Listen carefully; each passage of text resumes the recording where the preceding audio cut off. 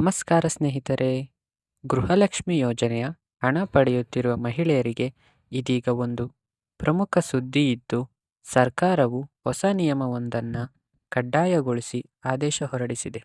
ಹಾಗಾದರೆ ಸರ್ಕಾರ ಜಾರಿಗೆ ತಂದಿರುವ ಆ ಹೊಸ ನಿಯಮ ಏನು ಎಂಬುದನ್ನು ಸಂಪೂರ್ಣವಾಗಿ ತಿಳಿಯಲು ಈ ವಿಡಿಯೋವನ್ನು ಕೊನೆವರೆಗೂ ನೋಡಿ.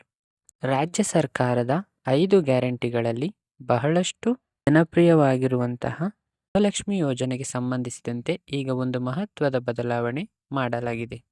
ಇದರ ಅನ್ವಯ ಇನ್ಮುಂದೆ ಈ ಯೋಜನೆಯ ಲಾಭ ಪಡೆಯುತ್ತಿರುವ ಪ್ರತಿಯೊಬ್ಬರೂ ಕಡ್ಡಾಯವಾಗಿ ಜೀವಿತ ಪ್ರಮಾಣ ಪತ್ರ ಅಂದರೆ ಲೈಫ್ ಸರ್ಟಿಫಿಕೇಟ್ ಅನ್ನು ಸಲ್ಲಿಸಬೇಕು ಎಂದು ಮುಖ್ಯಮಂತ್ರಿಗಳು ತಿಳಿಸಿದ್ದಾರೆ.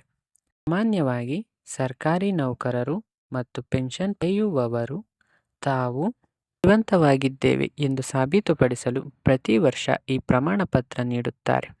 ಇದೇ ಮಾದರಿಯ ಪದ್ಧತಿಯನ್ನು ಈಗ ಗೃಹಲಕ್ಷ್ಮಿ ಯೋಜನೆಗೂ ಸಹ ವಿಸ್ತರಿಸಲು ರಾಜ್ಯ ಸರ್ಕಾರ ಮುಂದಾಗಿದೆ.